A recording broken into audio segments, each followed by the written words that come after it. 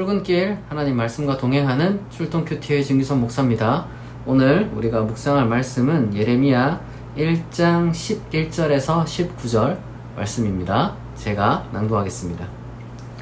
여호와의 말씀이 또 내게 임하니라. 이르시되 예레미야야 네가 무엇을 보느냐 하시매 내가 대답하되 내가 살구나무 가지를 보나이다. 여호와께서 내게 이르시되 네가 잘 보았도다. 이는 내가 내 말을 지켜 그대로 이루려 함이라 하시니라. 여호와의 말씀이 다시 내게 임하니라. 이르시되 네가 무엇을 보느냐 대답하되 끓는 가마를 보나이다. 그 윗면이 북에서부터 기울어졌나이다 하니 여호와께서 내게 이르시되 재앙이 북방에서 일어나 이 땅의 모든 주민들에게 부어지리라. 내가 북방 왕국들의 모든 족속들을 부를 것인즉 그들이 와서 예루살렘 성문 어귀에 각기 자리를 정하고 그 사방 모든 성벽과 유다 모든 성읍들을 치리라. 여호와의 말이니라. 무리가 나를 버리고 다른 신들에게 분향하며 자기 손으로 만든 것들에 절하였은즉 내가 나의 심판을 그들에게 선고하여 그들의 모든 죄악을 징계하리라. 그러므로 너는 네 허리를 동이고 일어나 내가 네게 명령한 바를 다 그들에게 말하라. 그들 때문에 두려워하지 말라. 네가 그들 앞에서 두려움을 당하지 않게 하리라. 보라, 내가 오늘 너를 그 온 땅과 유다 왕들과 그 지도자들과 그 제사장들과 그 땅 백성 앞에 견고한 성읍 쇠기둥 돛 성벽이 되게 하였은즉 그들이 너를 치나 너를 이기지 못하리니 이는 내가 너와 함께하여 너를 구원할 것임이니라. 여호와의 말이니라. 아멘.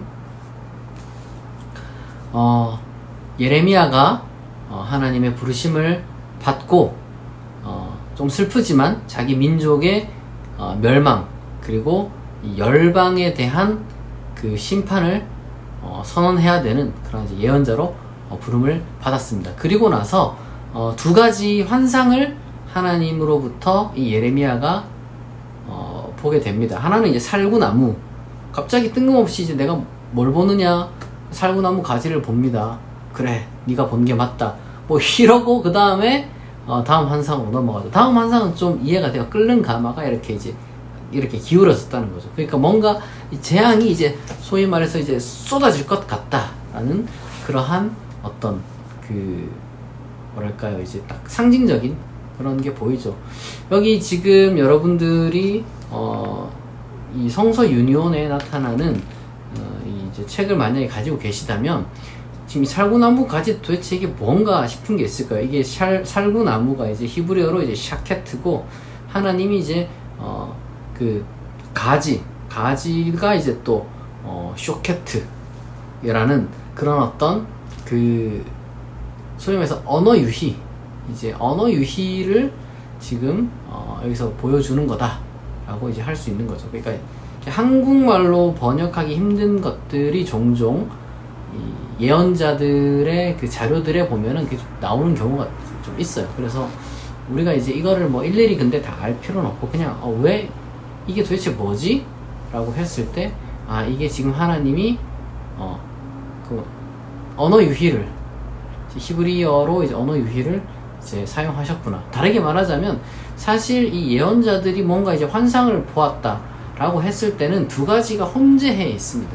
그러니까 뭐냐면은 그 사람이 가지고 있는 그 언어 세계 속에서 충분히 가능한 것이 이제 환상으로 보여지는 거죠. 그러니까 단순한 시각적인 차원이 아니라 이 언어 유희적인 차원도 당연히 여기서 이렇게 이제 반영이 되는 거죠. 그리고 또 문화적인 차원도 당연히 반영이 되는 거고, 아예 아무것도 모르는 그런 걸 딱 이제 보게 되면 이게 뭐 설명하기도 힘들 거 아니에요. 그러니까 이제 무언가 이 자기 문화권과 언어 세계 내에 있는 것이 예언자의 어떤 그 경험, 체험, 신비로운 어떤 그 환상 속에서나 혹은 자기가 생각해낸 것이 또 하나님의 어떤 그 계시다라고 생각하는 그런 복잡한 어떤 그런 그 관계들이 있습니다.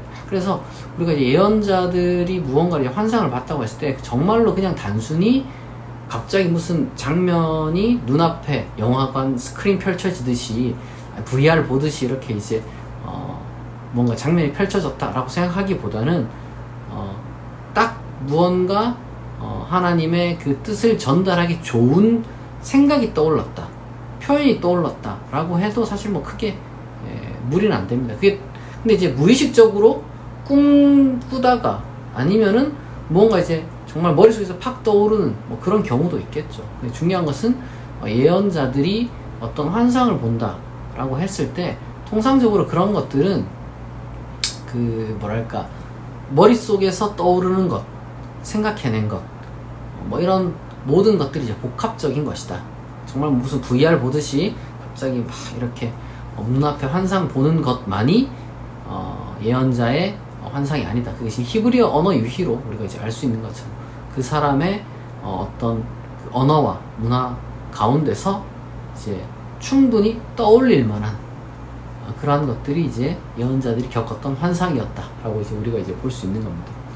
중요한 것은 그러한 어떤 그 떠오르는 순간순간의 영감들을 하나님의 것으로 해석했다는 게 중요해요. 확신했고 이러한 예언자들의 특징입니다. 예언자들의 특징은 항상 어떤 자기가 사로잡힌 소명에 이제 모든 온통 이제 정신과 뭐 이런 것들이 다 거기 쏠려 있었기 때문에 떠오르는 모든 것들을 항상 그런 식으로 이제 해석하는 그런 경향이 분명히 있더라고요. 그래서 우리가 이 예레미야 같은 삶을 꼭 뭐 우리가 이제 살 수도 없습니다. 사실 예언자는 굉장히 독특한 어떤 사람이었고 정말 시대가 낳은 인물이에요. 그런 사람들이 이게 있구나라는 걸 우리가 다시 한번 확인하면 됩니다. 그런데 중요한 것은 왜 이런 일이 벌어졌냐는 거죠. 도대체 왜?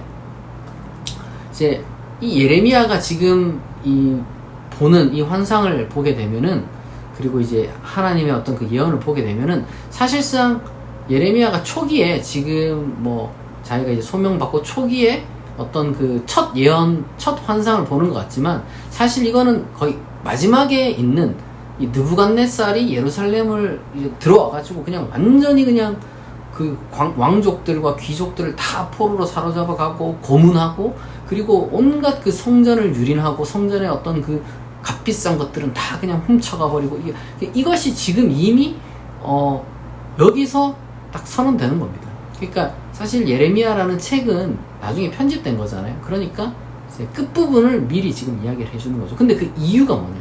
그러니까 예레미야 전체를 관통하는 본질이 사실 여기서 나오는 겁니다. 두 가지죠. 예레미야라는 어떤 사람이 본 예언, 그건 비극적인 결말이 찾아온다는 거죠. 근데 그럼 그 비극적인 결말이 왜 찾아오느냐? 지금 여기 보면은 16절에 이렇게 되어 있습니다. 무리가 나를 버리고 다른 신들에게 분향하며 자기 손으로 만든 것들에게 절하였은즉 내가 나의 심판을 그들에게 선고하여 그들의 모든 죄악을 징계하리라. 이렇게 되는 거죠. 왜 망했느냐? 다른 신들에게 분향하고 자기 손으로 만든 것들에게 절해서. 저는 이 예언자들의 이 통찰력이라고 해야 될까요? 인류에 있어서 정말 이 불행한 죄가 뭐냐? 이 곧 사라질 것들에 절하고 거기에 모든 걸 거는 거예요. 우리는 영원한 하나님에게 우리의 모든 걸 맡겨야 되고 우리가 그걸 이제 지향해야 되는데, 사라질 것, 사람이 만들어낸 것, 거기에 목숨을 걸고 모든 게 거기에 다 쏠려있고 거기에 절합니다. 우리가 뭐 많이 있죠. 다 사람이 만들어낸 어떤 그 사회적인 시스템 속에서 인간적인 명성이라든지 인간적인 성취라든지 업적이라든지 여러 가지, 또 제가 일일이 나열하지 않아도 결국엔 다 사람 손으로 만든 것들, 그러니까 사람이 만들어낸 가치, 그런 것들이 이제 전부 다가 되는 것처럼 결국에는 하나님이 원하시는 어떤 그 초월과 어떤 사랑과 뭐 이런 것들보다는 결국에는 다 자기 그냥 이기적인 어떤 그 욕망을 채워나가는, 인간으로서 다음 인간의 어떤 그 완성을 향해 나아가기보다는 그냥 이제 사실상 아직까지도 여전히 욕망 가운데 머무르고 있는, 욕망을 충족시키기 위한 그러한 신들을 섬기고 있다는 거죠. 여러분, 그런 거죠. 과연 이 틸리히라는 조직신학자가 그런 말씀을 하셨는데요. 과연 너에게 궁극적인 관심이 뭐냐? 라고 이렇게 이제 우리가 질문해 봐야 된다는 겁니다. 모든 인간은 다 그래서 최고로 추구하는 것, 그게 다 있다는 거죠. 인간이라는 게 원래 그렇게 되어 있어요. 같이 추구를 하게 되어 있고 세상을 그렇게 바라보게 되어 있는데, 가장 불행한, 어떻게 보면 이제 하나님이 징계할 만큼 슬픈 현실이 무엇이냐면은 제국까지도, 나라까지도 흔드는 게 뭐냐? 사람의 손으로 만든 유한한 것을 최고선으로 추구하는 것, 그게 이 사회의, 국가의, 어떤 그 민족의 불행과 재난의 시작이라는 겁니다. 사람이 돈, 뭐 성공, 뭐 주로 이거죠. 주로 뭐 돈 많이 버는 거, 그 다음에 이름 많이 날리는 거, 그 다음에 뭐 또 뭐가 있습니까? 그 다음에 욕구 채우는 거, 뭐 이런 것들이 원초적인 욕구들, 뭐 이런 거 채우는 거 아닙니까? 그런 것들을 추구하는, 그게 인생의 목적이 되고, 국가의 목적이 되고, 사회의 목적이 되고, 어떤 집단의 목적이 되고, 그러다 보니까 이게 뭔가 망가져 갈 수밖에 없는 거예요. 심판의 대상이 되는 이유가 단순히 무슨 야훼라는 어떤 신이 있는데 왜 하필이면 마르둑을 섬겼지? 왜 아슈르를 섬겼지? 이런 게 아니라는 거예요. 그건 너무 유치한 어떤 이해고, 정말 우리가 이제 근본적으로 따져야 되는 것은 과연 우리가 손으로 만든 가치를 우리가 쫓아가느냐, 아니면 영원한 가치를 쫓아가느냐, 거기에 따라 달려 있습니다. 이것을 제가 이제 말하고, 여러분들도 이런 것들을, 생각을 말할 수 있어야 돼요. 그리스도인들은 그러니까 뭐 입 밖에 내라는 얘기가 뭐 길 가는 사람 붙잡고, 아니면 지하철에서, 아니면은 뭐 길거리에서 이런 걸 뭐 외쳐야 된다, 이런 얘기를 하는 게 아니라, 누군가 이제 어떤 가치관을 물어보고 했을 때 나의 가치관은 뭐 이제 그리스도인이라면 돈 버는 게 최고야, 이렇게 말하면 안 되잖아요. 우리의 가치관이 어디에 있느냐? 나는 이 보이지 않는 것을 이렇게 쫓아가고 있어.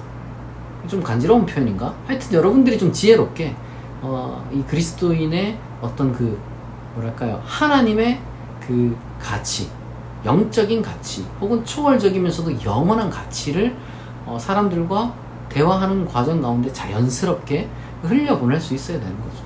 예레미야처럼 무슨 비장하게 목숨 걸고 이렇게 이제 선포한다는 것보다는, 조금은 우리가 어떤 사람들에 있어서, 어떤 대화함에 있어서, 물론 그것도 눈치가 있어야 되죠. 이제 가벼운 스몰 토크 하는데 갑자기 무슨 혼자 진지함에 그렇게 하는 게 아니라, 무언가 우리가 이제 어떤 말할 때 있어서 뭐 기회가 찾아온단 말이에요. 그럴 때 우리가 정말 두려움 없이 당당하게 이러한 믿음을, 사실 근데 이제 억지로 말할 필요 없어요. 이제 저는 솔직하게 자기가 이러한 가치관에 사로잡혀 있으면은, 그리고 진심으로 이걸 믿으면 전 자연스럽게 말할 수 있다고 생각합니다. 예레미야 같이 목숨 거는 시대가 뭐 아니기 때문에 우리는.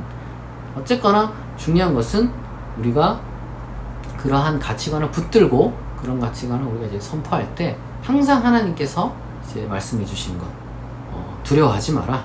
온 뭐 잘난 사람들, 뭐 유다 왕들, 지도자들, 제사장들, 뭐 그런 사람들 많이 있지만, 사실상 네가 그런 사람이나 다름없게 내가 세웠다.